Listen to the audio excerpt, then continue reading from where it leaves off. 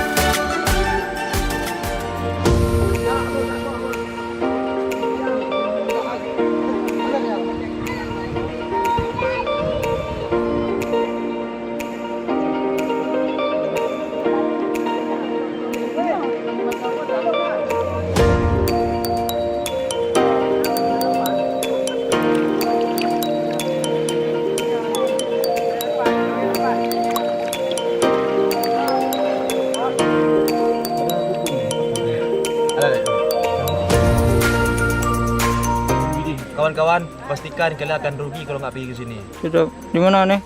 Ini di Bukit Jalin, tepatnya di Kota Jantho. Kita nggak sebut desa karena ini bukan desa tapi kota.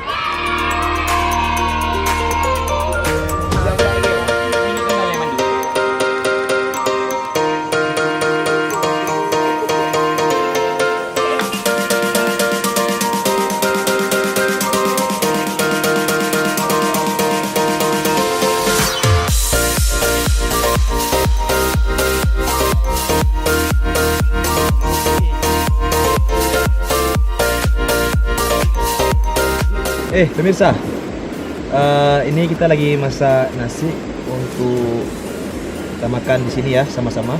Sebetulnya sih ini nasinya sebetulnya dari jam 3 kita sudah siap makan. Karena apinya di sini susah untuk kita hidupkan. Kemudian pun ada sedikit kesalahan proses untuk masak nasi.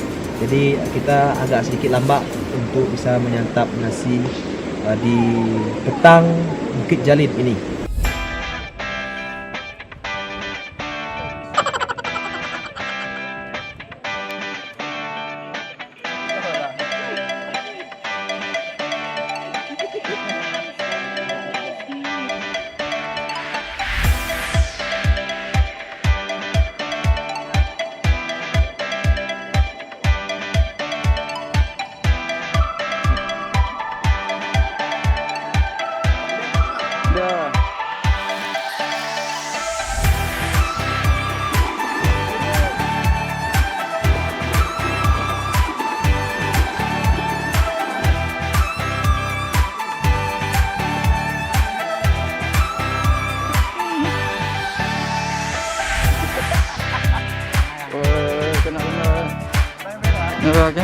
Kenapa malu?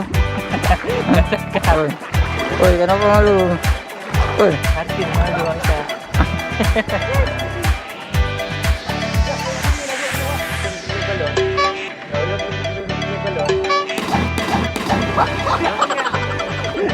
memang kan nah. Tunjuk lu.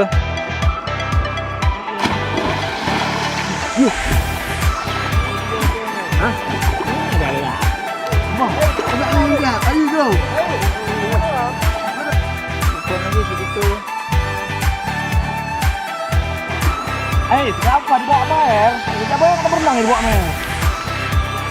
Tuh. Ada dibawa air. Salah ya. Cari.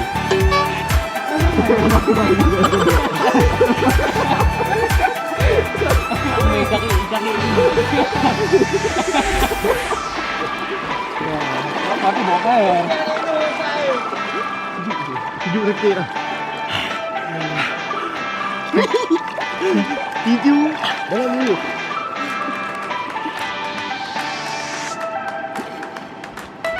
Hei, apa dia ni?